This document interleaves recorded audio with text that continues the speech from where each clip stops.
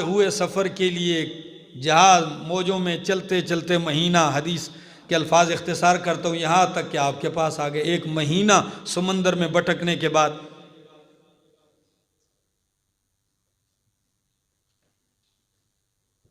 اللہ اکبر،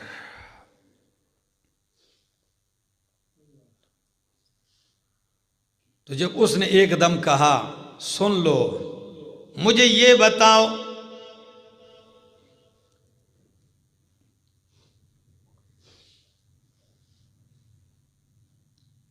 اخبرونی عن نخل بیسان،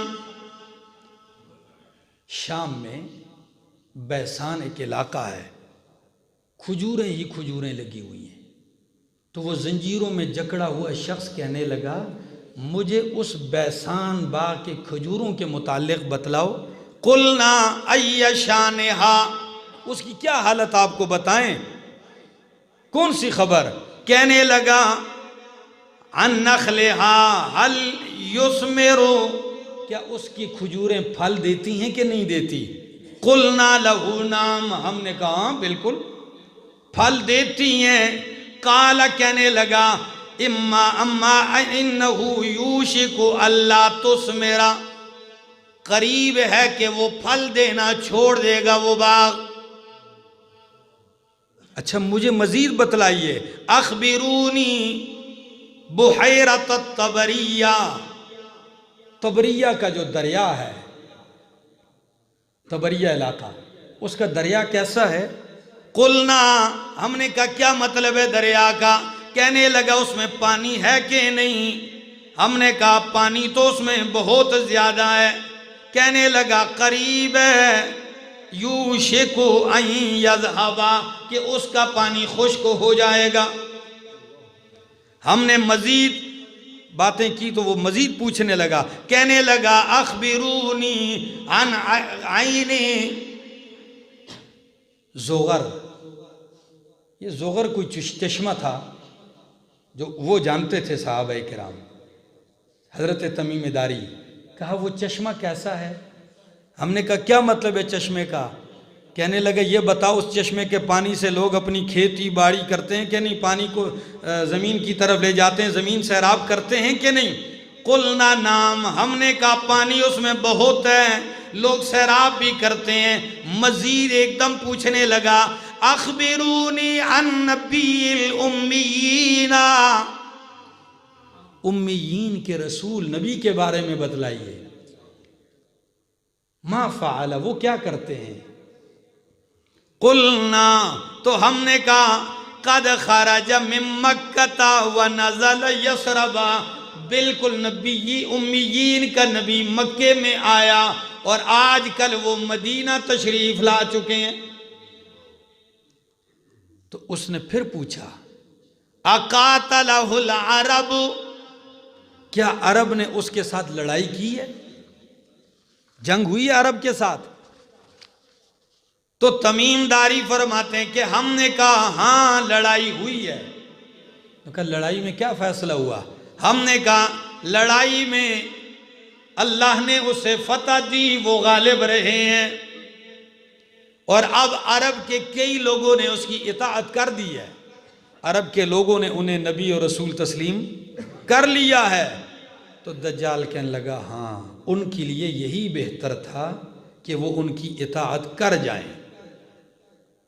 یہ ساری گفتگو ہونے کے بعد اب اپنے بارے میں کہتا ہے انی مخبرکم انی، اب میرے بارے میں سن لیجئے، کہتا ہے انی انا المسیح، میں مسیح دجال ہوں، وانی اوشک ان یؤذن لی فی الخروج، قریب ہے کہ مجھے اجازت مل جائے نکلنے کی، میں انتظار میں ہوں، قریب ہے کہ مجھے کھول دیا جائے اور مجھے اس جزیرے سے نکلنے کی اجازت مل جائے۔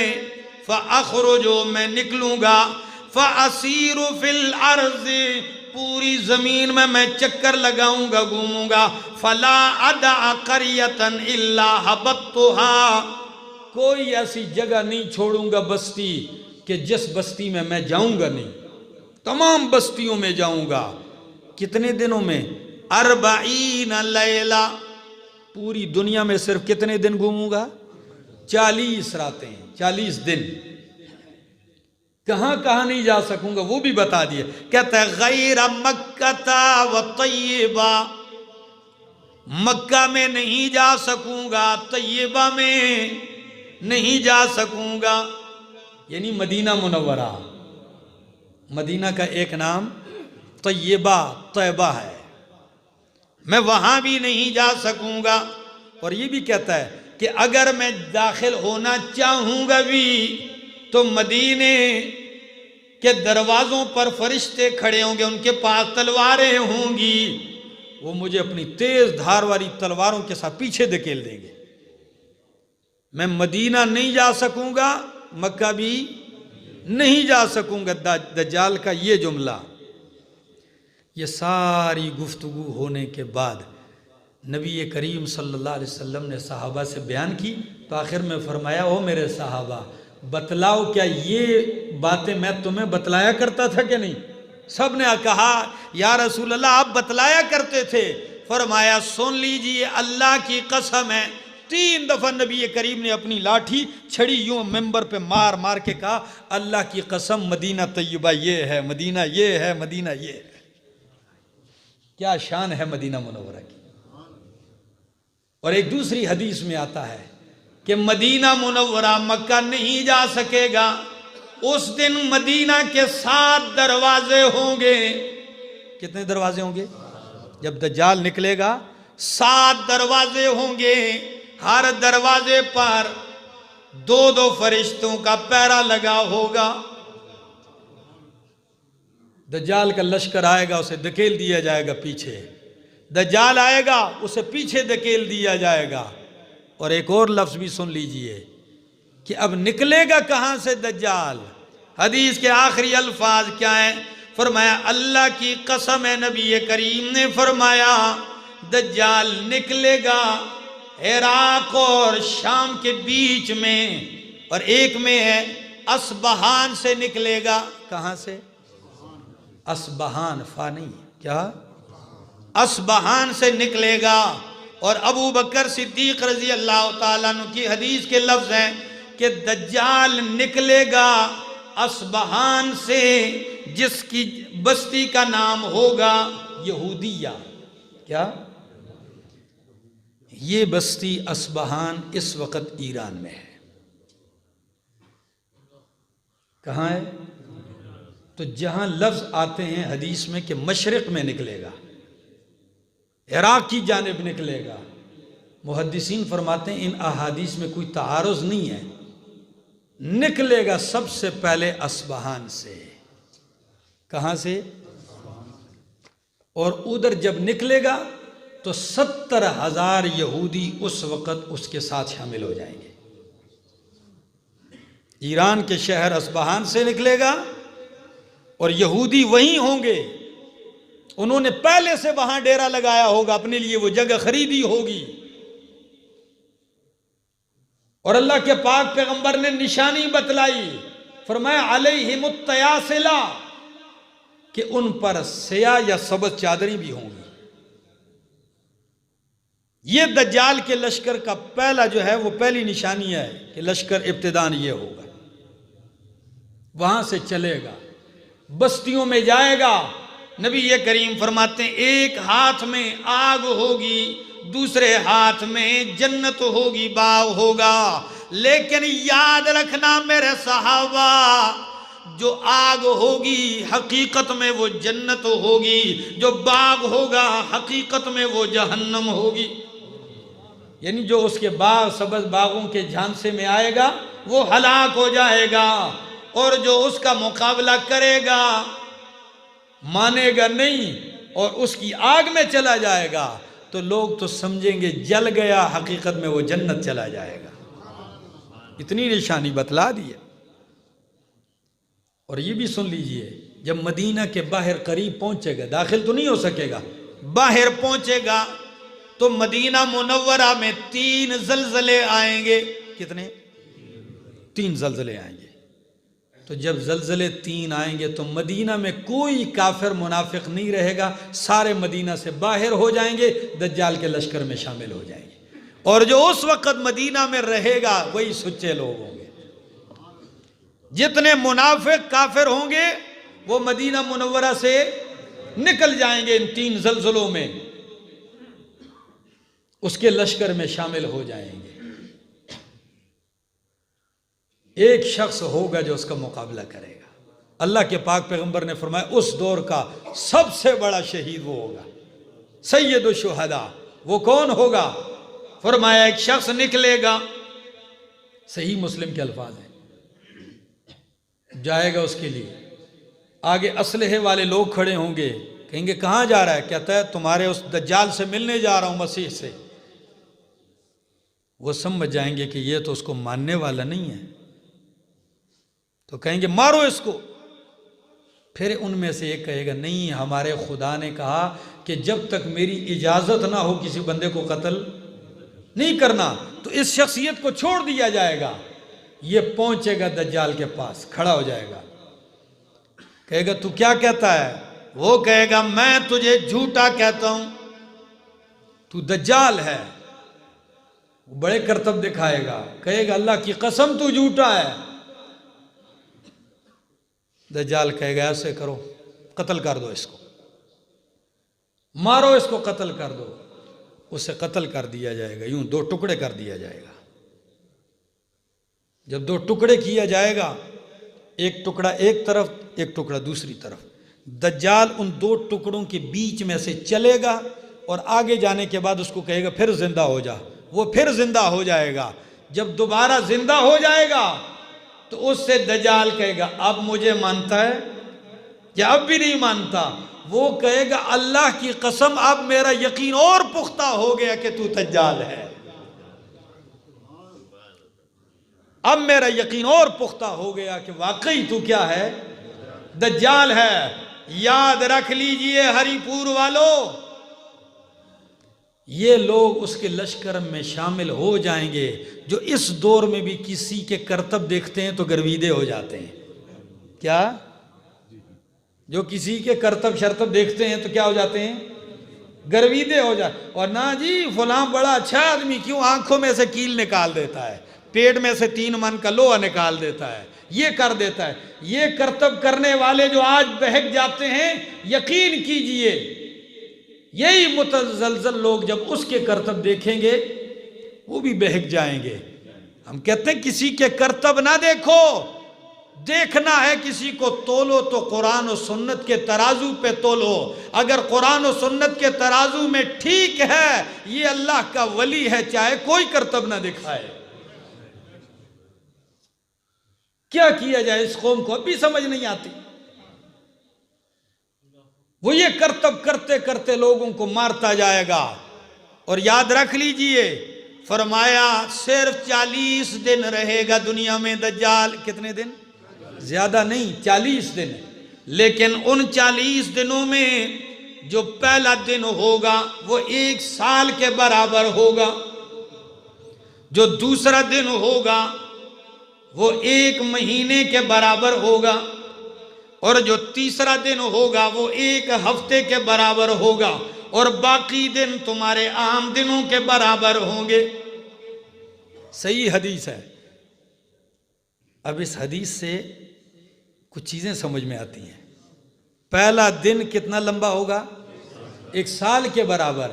تو یہ مطلب نہیں کہ پریشانی کی وجہ سے لمبا نظر آنے لگے گا، نہیں، حقیقت میں وہ دن سال تک لمبا ہو جائے گا. کیوں؟ صحابی رسول پوچھتے ہیں یا رسول اللہ کیا جب وہ دن سال کے برابر ہوگا تو کیا ہم صرف اس میں 5 ہی نمازیں پڑھیں گے؟ کیونکہ دن میں نمازیں کتنی ہیں؟ تو جب وہ دن سال کے برابر ہوگا تو کیا ہم اس میں صرف 5 نمازیں پڑھیں گے؟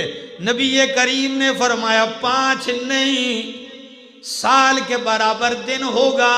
اس سال کے دن میں تم 24 گھنٹے یعنی ایک دن کا اندازہ لگا کے 5 نمازیں پڑھتے جانا.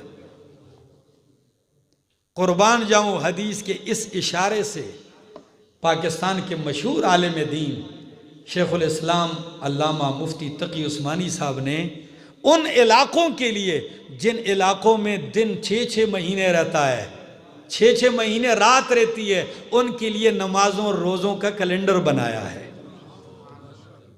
اس حدیث سے لے کر کہ اللہ کے پاک پیغمبر نے فرمایا دن سال کے برابر ہوگا، تم اندازے سے نمازیں پڑھتے رہنا۔ اچھا، دوسرا دن مہینے کے برابر، تیسرا دن ہفتے کے برابر ہوگا، باقی دن اسی طرح۔ تو یہ کتنا بنتا ہے؟ یہ بنتا ہے، ہری پور والوں سنیے، آج میں یہ حدیث پڑھ رہا تھا صبح تو میں نے پھر حساب لگایا کہ یہ کتنا بنتا ہے، تو یہ 1 سال 14 دن بنتے ہیں۔ کتنا؟ 1 سال 2 مہینے 14 دن بنتے ہیں۔ اتنا عرصہ وہ رہے گا، اور اللہ کے پاک پیغمبر صلی اللہ علیہ وسلم نے فرمایا صحابہ اگر وہ کہیں آ گیا تو اس کا تماشا دیکھنے بھی نہ جانا۔ مسلمانوں اگر کہیں آ گیا تماشا دیکھنے بھی نہ جانا، اس لیے کہ کئی لوگ ایسے ہوں گے جو کہیں گے میں مومن ہوں، اور تماشا دیکھنے جائے گا، اس کے کرتب دیکھے ایمان کھو بیٹھے گا، اسی کا گرویدہ ہو جائے گا۔ فرمایا پھر ہم کہاں جائیں، ہم کیا کریں؟ فرمایا ایک یہ پہاڑوں کی طرف چلے جانا۔ اللہ اکبر، بچاؤ کا کوئی طریقہ؟ فرمایا مدینہ منورہ و مکے چلے جانا، وہاں نہ دجال جا سکتا ہے نہ دجال کا دبدبہ جائے گا۔ اچھا، بچاؤ کا ایک اور طریقہ؟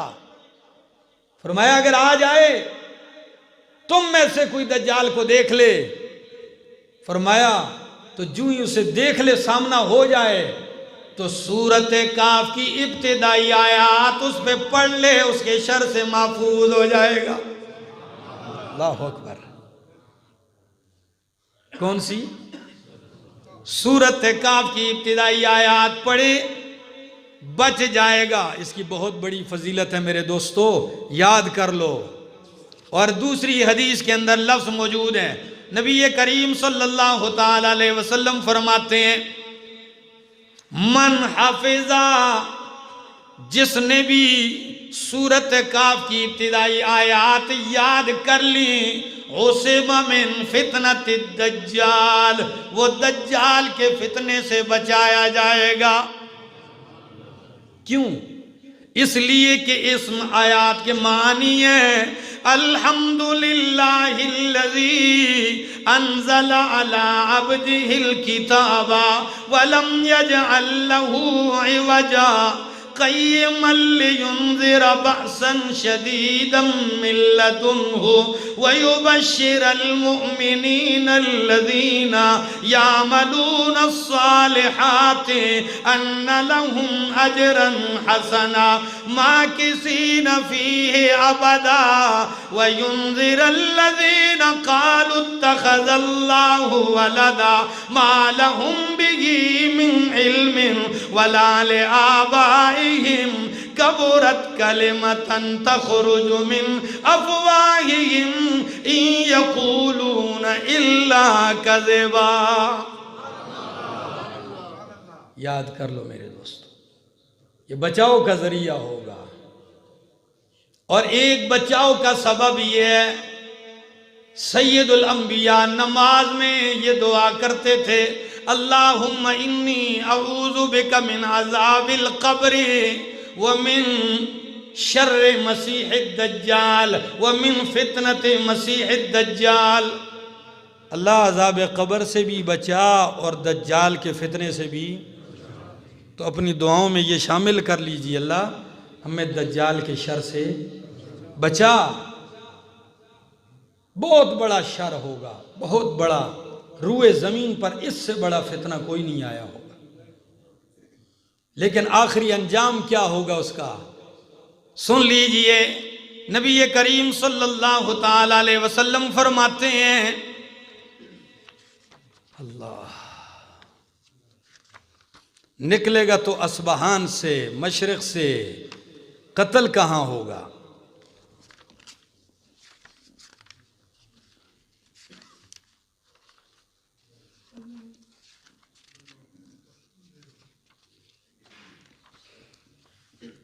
ایک مقام ہے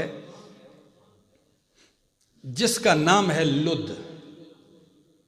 کون سا مقام ہے؟ لد. یہ فلسطین میں ہے. بات سمجھ میں آ رہی؟ وہاں ہے. یہ چلتے چلتے وہاں پڑاؤ ڈالے گا، اور مسلمانوں کا پڑاؤ اس دن ہوگا دمشق ہی کے اندر. ایک جگہ اس کا نام ہے غوطہ. مسلمانوں کا پڑاؤ غوطہ میں ہوگا، اور اس کا پڑاؤ مقام لد میں ہوگا. امام مہدی کا ظہور بھی اسی وقت ہوگا. امام مہدی اسی وقت آئیں گے، اور فجر کی نماز کا وقت ہوگا. دمشق کی جامع مسجد میں فجر کی نماز کے لیے صفیں درست کی جا رہی ہوں گی کہ دو فرشتوں کے پروں پہ یوں ہاتھ رکھے عیسیٰ علیہ السلام اتریں گے. اس کی مسجد کے مینار پہ اتریں گے اور کہیں گے سیڑھی لے آؤ. لوگ سیڑھی لائیں گے، آپ اس کے ذریعے نیچے اتریں گے. نماز کا وقت ہوگا. حدیث کے اندر لفظ موجود ہیں کہ جب حضرت عیسیٰ علیہ السلام یوں سر نیچے کریں گے تو ان کے بالوں سے اس طرح قطرے جھڑیں گے جس طرح موتی ہوتے ہیں. موتیوں کی طرح آپ کے چہرے پر بالوں سے پانی کے قطرے جھڑ رہے ہوں گے، اور آپ کی سانس میں وہ تاثیر ہوگی. جدھر تک آپ سانس لیں گے ادھر تک کوئی بھی کافر جس پہ وہ سانس لگے گا مرتا جائے گا. اور فرمایا کہ عیسیٰ علیہ السلام کا سانس اس وقت تک اتنا دور جائے گا جہاں تک ان کی نظر جائے گی. یہ مرتے جائیں گے. نماز کا وقت ہوگا. امام مہدی کہیں گے اللہ کے نبی آپ آگے ہو جائیں نماز کے لیے. عیسیٰ علیہ السلام کہیں گے نہیں، آگے آپ ہو جائیں، یہ محمد کی امت کی عزت ہے، نبی کریم کی امت کی شان ہے. تو امام مہدی کو خود آگے کریں گے، ان کی اقتداء میں نماز پڑھیں گے. لوگ کہیں گے عیسیٰ علیہ السلام سے دجال سے تنگ ہیں. کہیں گے فکر نہ کرو، اس کا قتل اللہ نے میری ہی مقدر کیا ہے. تلوار کے ساتھ آئیں گے، چلیں گے، دجال کے ساتھ آمنا سامنا ہوگا. کیونکہ عیسیٰ علیہ السلام سانس لے گے، لوگ مرتے جائیں گے. حدیث کے لفظ یہ ہیں کہ جو یہ سانس عیسیٰ علیہ السلام کی دجال کو پہنچے گی وہ یوں پگھلے گا جس طرح نمک پانی سے پگھلتا ہے. اگر وہ مارے نہ تب بھی مر جائے، لیکن عیسیٰ علیہ السلام پگھلنے سے پہلے اس کو خود مار دیں گے، اور اپنے برچھے اور تلوار میں اس کا خون سا لوگوں کے سامنے یوں لہرا دیں گے. پھر جن جن لوگوں کے اوپر تشدد کیا ہوگا دجال نے، عیسیٰ علیہ السلام وہاں کا چکر لگائیں گے، ان کو جنت کی بشارتیں دیں گے، ان کو اجر کی بشارتیں دیں گے. پھر عدل اور انصاف کا چرچا ہوگا دنیا میں. جزیہ ختم ہوگا، کوئی ٹیکس نہیں لیا جائے گا، اور کوئی کافر نہیں چھوڑا جائے گا. یہاں تک کہ اگر کوئی یہودی پتھر کے پیچھے بھی ہوگا تو پتھر بھی پکارے گا یہودی ہا ہونا ورائی، یہودی میرے پیچھے ہے. کسی درخت کے پیچھے اگر یہودی پناہ لے گا تو وہ درخت بھی پکار کے کہے گا او مسلم یہودی اس درخت کے پیچھے آ جا، اسے قتل کر دے. ان کو مارا جائے گا. یہ ایک پرسکون اور راحت کا دور ہوگا. پھر عیسیٰ علیہ السلام پہ اللہ وحی نازل کریں گے کہ میرا پیغمبر اب میں ایک ایسی مخلوق بھیجنے لگا ہوں جس کا مقابلہ کوئی نہیں کر سکے گا. وہ کون سی مخلوق ہوگی؟ وہ ہوگی یاجوج اور ماجوج. یہ علامات قیامت میں سے ایک پہلا جو منظر تھا میں نے پیش کیا ہے آپ کے سامنے اختصار کے ساتھ. اللہ سے دعا ہے اللہ دجال اور دجالیت کے فتنے سے ہمیں محفوظ فرمائے. کچھ علماء نے بہت ساری کتابوں میں نے دیکھا انہوں نے دجال اسرائیل کو کہا، دجال امریکہ کو دجال کہا ہے. ساری نشانیاں اس پہ فٹ کی ہیں. یہ بات ٹھیک ہے کہ وہ دجالیت ہیں. کیا وہ دجالیت اور دجال کا لشکر ہیں، لیکن بعین ہی جو اصل دجال ہے وہ زندہ ہے، جزیرے میں جکڑا ہوا ہے. قرب قیامت میں اس کو وہاں سے کھولا جائے گا. اللہ سے دعا ہے اللہ عمل کی توفیق عطا فرمائے.